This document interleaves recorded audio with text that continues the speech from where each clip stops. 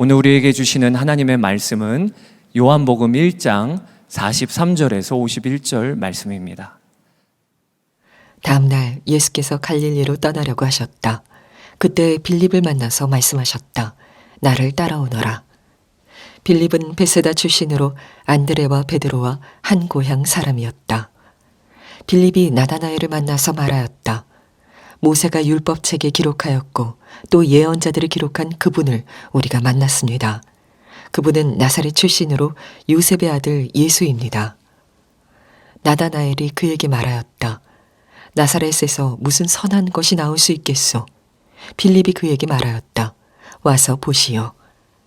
예수께서 나다나엘이 자기에게로 오는 것을 보시고 그를 두고 말씀하셨다.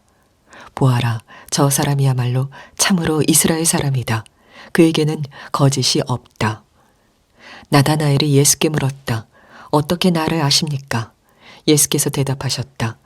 빌립이 너를 부르기 전에 내가 무화과나무 아래에 있는 것을 내가 보았다. 나다나엘이 말하였다. 선생님은 하나님의 아들이시요 이스라엘의 왕이십니다. 예수께서 그에게 말씀하셨다. 내가 무화과나무 아래에 있을 때에 내가 너를 보았다고 해서 믿느냐? 이것보다 더 큰 일을 내가 볼 것이다. 예수께서 그에게 또 말씀하셨다. 내가 진정으로 너희에게 말한다. 너희는 하늘이 열리고 하나님의 천사들이 인자 위에 오르락내리락 하는 것을 보게 될 것이다. 많은 생각을 하게 하는 글 하나를 읽었습니다. 제가 그냥 읽어 드려 보겠습니다. 한 남자와 한 여자가 이야기를 합니다. 남자는 열심히 이야기를 하고 여자는 열심히 이야기를 듣습니다. 남자는 설득하기 위하여 이야기를 하고 여자는 설득되고 싶어서 이야기를 듣습니다. 남자는 많은 이야기를 하고 여자는 많은 이야기를 들었으나 헤어지는 시간 허무합니다. 남자는 설득에 실패하고 여자는 설득되기에 실패했습니다. 남자는 다음을 기약하며 다짐합니다. 다음에는 좀 더 멋진 이야기를 해야지. 비전, 이상, 위대함, 성취 등을 생각합니다. 여자는 다음을 기약하며 기대합니다. 다음에는 사랑한다는 말을 들을지도 몰라. 많은 사람이 깊은 대화가 안 됩니다. 마음의 갈망이 다르기 때문입니다. 저는 이 이야기를 읽으면서 주님과 우리 믿는 성도들 사이의 관계가 이렇지 않은가 그런 생각을 해보았어요. 예수님을 믿지만 예수님을 인격적으로 만난 것도 아니고 예수님과 마음이 통하는 것도 아닌 그런 관계에서 신앙생활하는 그리스도인들이 참 많습니다. 똑같은 예수님을 믿어도 조그만 어려움이 와도 그만 낙심하고 좌절하는 이들도 있고 말 한마디라도 확신과 감격에 찬 그런 성도도 있습니다. 예수님을 만난 사람과 만나지 못한 사람의 차이입니다. 예수님을 만나기 전에는 질문이 너무너무 많습니다. 그런데 예수님을 만나고 나면 모든 의심이 다 사라집니다. 여러분 중에 나는 주님을 실제로 만나지 못한 것 같아요. 나는 정말 주님의 마음을 품는다는 게 뭔지 잘 모르겠습니다. 그러신 분이 계시다면, 그렇다면 먼저 주님을 만나고자 하는 갈망부터 분명히 가지시기를 바랍니다. 예수님을 만나고자 하는 갈망이 있으면 반드시 예수님을 만납니다. 그 예수님을 만나고자 하는 갈망이 예수님을 바라보는 것입니다. 오늘 본문에 나오는 나다나엘이라는 사람은 예수님의 제자 중에 바돌로메라고 이름 붙여진 사람일 것이라고들 추측합니다. 한 번은 이 나다나엘이 친구 빌립이 너무 흥분한 상태에서 달려와서 메시아를 만났다는 거예요. 모세가 율법책에 기록하였고 또 예언자들이 기록한 그분을 우리가 만났습니다. 그분은 나사렛 출신으로 요셉의 아들 예수입니다.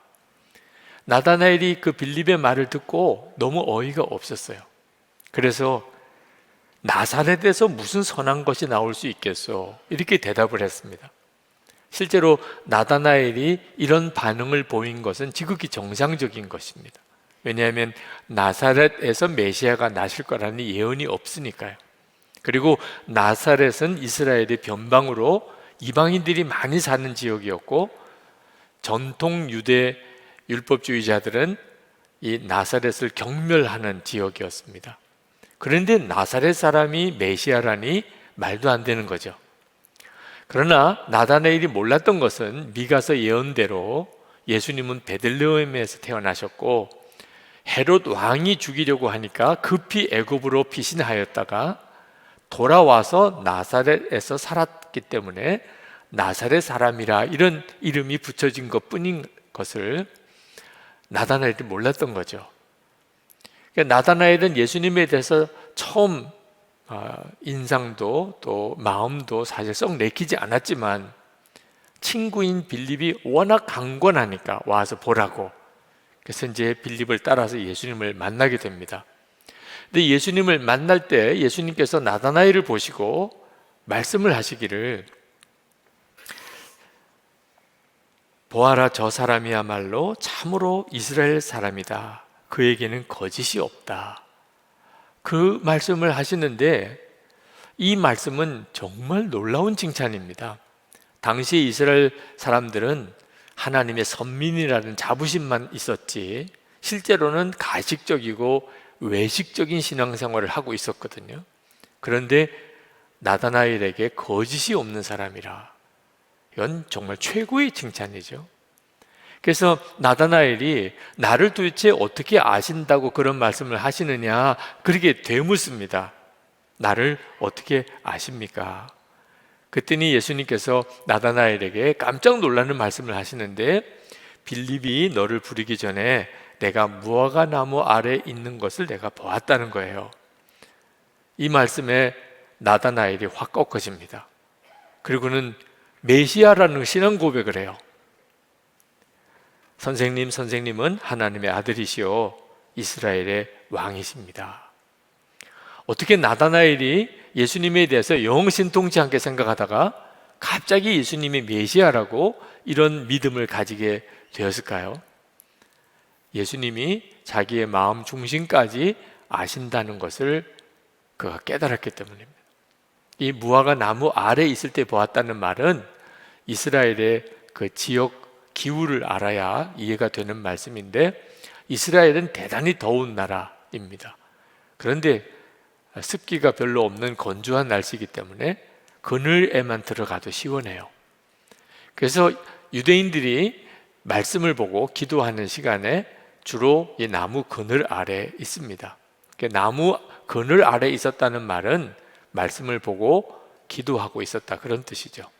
그런데 그날 나다나엘이 무화과 나무 아래서 말씀을 묵상하면서 메시아에 대해서 기도를 했던 것 같아요. 예수님께서 그걸 정확하게 지적을 하신 겁니다. 와, 이분이 누구야? 이분이 메시아구나. 이제 이렇게 고백이 된 거예요. 그리고 그날 나다나엘은 예수님의 제자가 됩니다.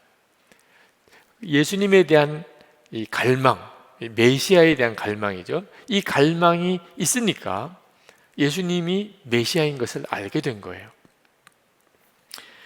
우리도 다 똑같습니다. 우리가 예수 그리스도에 대한 갈망이 마음에 있으면 반드시 예수님을 만나요.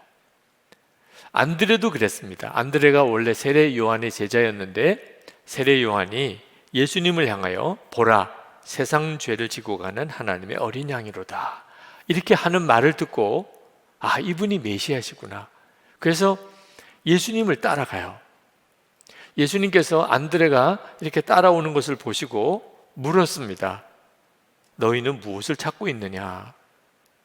그때 안드레가 즉각 대답하기를, 랍비님, 어디에 묵고 계십니까? 그렇게 물어요. 자, 이 질문은 주님과 함께 살고 싶습니다, 예수님과 함께 지내고 싶습니다, 그런 뜻입니다. 예수님께서 그 안드레에게 그 마음의 갈망을 아시고, 그러면 와서 보라 하고 초청을 하셨어요. 예수님께서 안드레에게 말로 예수님이 누구신지를 설명하지 않으시고 와서 그러면 함께 살아보자 이렇게 말씀하신 것이 우리에게 대단히 중요한 의미를 주고 있어요. 우리가 예수님을 바라보자, 24시간 주님과 동행하자 그렇게 권하는 이유는 예수님을 아는 길은 배워서 알 수도 있지만 실제로 삶을 주님과 동행하면서 정확하게 알게 되기 때문입니다. 그래서 예수님께서 안드레에게 내가 누구다 이렇게 말씀하시지 않으시고 와서 보라, 나와 함께 지내자 그렇게 초청을 하시고 그날 밤에 안드레는 예수님의 제자가 됩니다.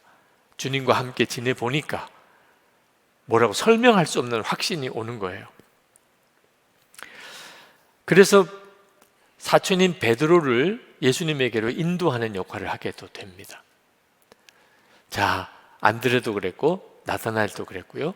예수님에 대한 갈망을 가지고 있으니까 예수님을 만났잖아요.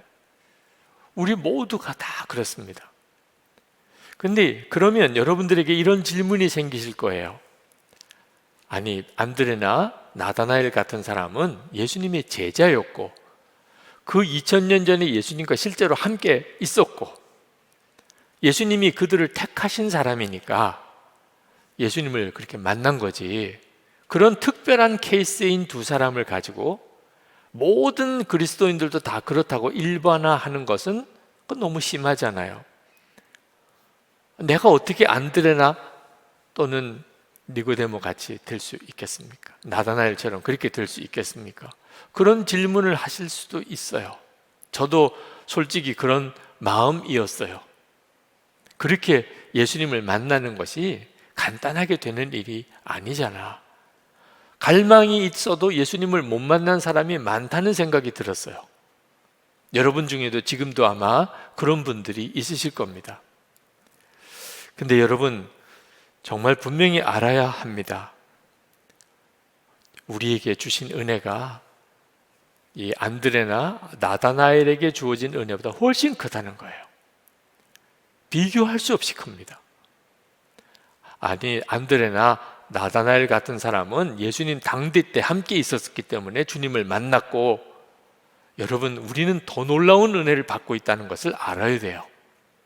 이제는 정말 그 사실을 믿음으로 붙잡아야 됩니다. 요한 사도가 하늘 보좌를 버리고 우리에게 오신 예수 그리스도에 대해서 소개를 할 때, 그때 다른 복음서에 있는 것처럼 예수님의 탄생을 어린 아기로 묘사하지 않았어요. 동방박사가 나타나고 베들레헴 말구육관이 나타나고 들판에 목동들에게 천사가 나타나고 예수님의 어머니 마리아가 아기를 낳고 이런 이야기가 요한복음에는 나오지 않습니다. 요한복음은 시작을 예수님은 빛이시고 말씀이라고 이렇게 시작을 합니다. 요한복음이 이렇게 예수님을 소개하는 데는 이유가 있습니다. 요한복음이 쓰여진 때가 벌써 1세기 말쯤입니다. 가장 늦게 쓰여진 성경이에요. 처음에 교회가 시작이 되었을 때는 예수님을 실제로 만났던 산 증인들이 있었습니다. 예수님의 제자들과 사도들도 그랬죠. 그때는 정말 다들 영적으로 교회가 충만했어요. 그런데 이제 한 세기가 지나고 두 세대가 지나가면서 교회 안에 영적인 활기가 뚜렷하게 식어지기 시작했습니다. 교인들 대부분은 예수님을 만나지 못한 사람들이에요. 그저 예수님에 대해서 들어서 아는 겁니다. 교회는 어느덧 제도화되고 조직화되고 교회의 영적인 지도자가 예수님보다도 더 중요한 비중을 차지하는 그런 형편의 교회가 되어져 가는 것을 요한 사도가 너무나 안타깝게 생각한 겁니다.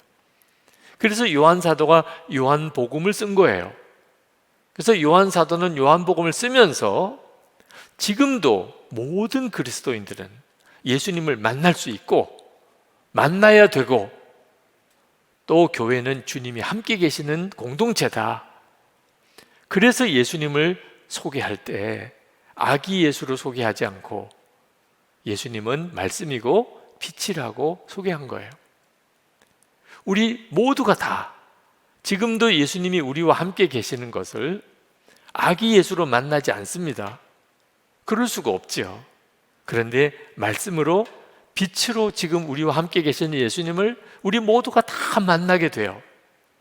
이것이 요한복음이 말씀하고 있는 가장 중요한 메시지예요. 정말 예수님은 말씀이고 빛이신가? 그 증거가 뭐냐면 우리 안에 있는 예수님에 대한 인격적으로 주님을 만나고자 하는 갈망이에요. 빌립보서 2장 13절에 이렇게 말씀합니다. 너희 안에서 행하시는 이는 하나님이시니 자기의 기쁘신 뜻을 위하여 너희에게 소원을 두고 행하게 하시나니. 우리 안에 하나님이 계시다는 거예요. 그걸 어떻게 아는가? 소원이에요. 우리 안에 하나님이 이루시려고 하는 일을 위한 소원이 우리 안에 있어요. 주님을 만나고자 하는 갈망, 주님과 친밀히 동행하고자 하는 소원이 전적으로 우리 안에 계신 하나님께서 역사하셔서 이루어진 거예요. 어느 성도님 한 분이 큰 수술을 앞두고 병원에 신방을 갔더니 마음의 소원을 이야기하시더라고요. 자기는 정말 하나님 간절히 만나고 싶다는 거예요. 그런데 그게 자기에게 응답이 안 된다는 겁니다. 큰 수술을 앞두고 마음이 얼마나 힘들겠어요. 하나님 정말 만나고 싶어요. 믿음으로 제가 이 어려움을 극복하고 싶어요. 그런데 만나 주시지 않는다는 거예요. 그래서 제가 그 성도님에게 말씀을 드렸어요. 하나님을 간절히 만나고 싶은 그 갈망이 이미 하나님의 역사가 아닌가요? 하나님을 간절히 만나고 싶은 갈망이 이미 하나님의 역사예요. 그렇게 만나고 싶다고 하셔서 만난 거잖아요. 주님의 역사가 이미 그 마음에 그렇게 간절히 일어나니 주님, 제 마음이 정말 너무너무 주님을 향하여 간절합니다. 주님의 역사군요. 주님, 더 저를 인도해 주세요. 그러시면 되는 건데 주님은 나에게 응답 안 하신다고, 역사 안 하신다고 하시니까, 그러니까 본인이 영적으로 더 무너지는 거예요. 주님은 역사하고 계신데도. 어느 성도가 한 분이 꼭 술을 마시고 한밤중에 전화를 하세요. 이것도 참 괴로운 일이에요. 전화로 계속 술주정을 드러내는 것도 참 쉽지 않은 일이지만 계속 그분이 전화 주실 때는 잘 전화를 받았어요. 이유는 술 마시고라도 목사 생각이 났다면 성령의 역사가 아닌가. 성령의 역사니까 목사 생각이 나는데 맨정신으로는 전화 못 하겠고, 술김에라도 전화했다면 이것도 주님이 뭔가 계획이 있으신 걸 거야. 그래서 전화를 계속 받아서 무슨 이야기든지 그냥 끊을 때까지 들어드렸어요. 우리에게는 사람마다 다 형태는 좀 다르지만 예수님을 정말 믿었다면 우리 안에 주님의 역사가 있습니다. 주님이 우리 안에 오셨기 때문에. 하나님을 정말 만나기를 갈망하는데 하나님은 나를 만나 주시지 않는다, 답답하신 분이 계십니까?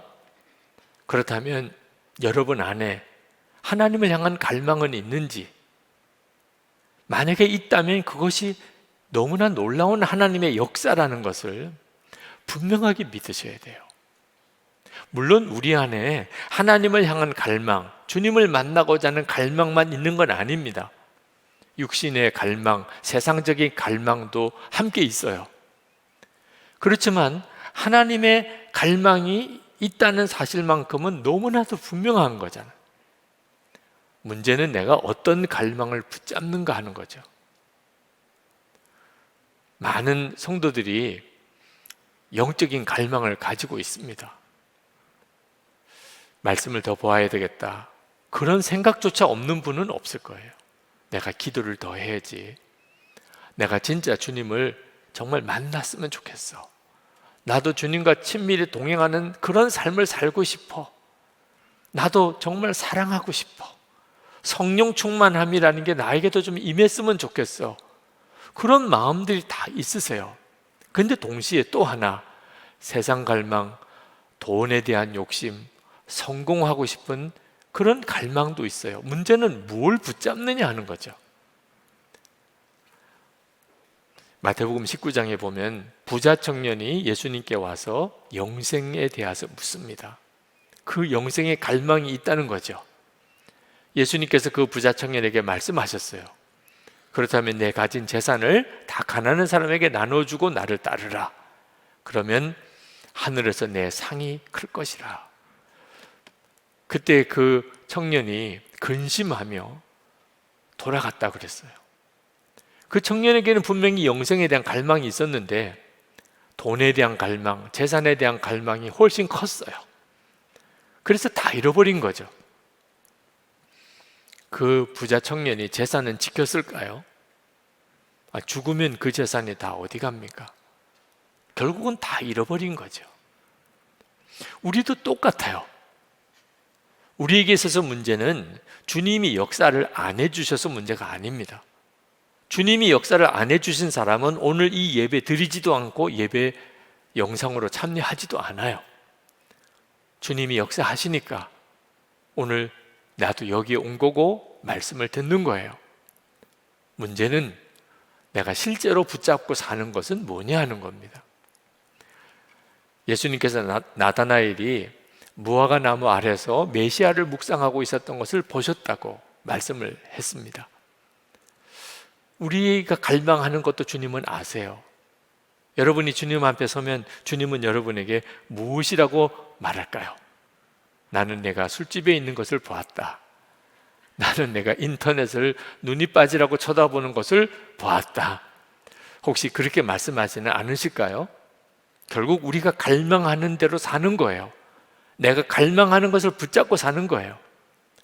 여러분, 이제 진짜 정말 쓸데없는 갈망은 분별하고 이제는 버려야 돼요. 연속극 주인공 때문에 걱정하는 분들이 있다는 걸 들었어요. 그래서 작가한테 전화해서 제발 죽이지 말아달라고, 죽이면 가만 안 놔둔다고 뭐 이렇게 협박했다는 이야기도 듣고 참 어이가 없더라고요. 내년도에는 프로야구 어느 팀이 우승할까? 이제 그 생각도 접으세요. 진짜 중요한 갈망이 있어요. 아무 쓸데없는 것을 붙잡고 인생을 허비할 시간이 없다니까요. 초등학교 다니는 아들이 학교에서 다리가 부러졌다는 이야기를 들었고 쫓아가 봤더니 기가 막혀요. 너 왜 이런 일이 벌어졌냐? 높은 철봉에 올라가서 뛰어내렸대요. 아니 왜 그랬냐? 다리가 부러지나 안 부러지나 보려고 그랬대요. 엄마가 진짜 한숨이 나와, 한숨이. 그래 이제 알아서 시원하겠다. 5살 된 아이가 선풍기에 손가락 넣으면 안 된다. 그러면 손가락 부러진다. 그랬더니 이 아이가 엄마 한 번만 해보면 안 되나요? 부러지나 안 부러지나 한 번만 해보면 안 되나요? 정말 말도 안 되는 어린아이 일 같지만 어른들 이야기예요. 아담과 하와가 그랬잖아요. 절대로 먹지 마. 먹으면 죽으리라. 그랬는데도 따먹은 사람이 자기가 어른이라고 생각하는 아담과 하와예요. 우리들 이야기예요.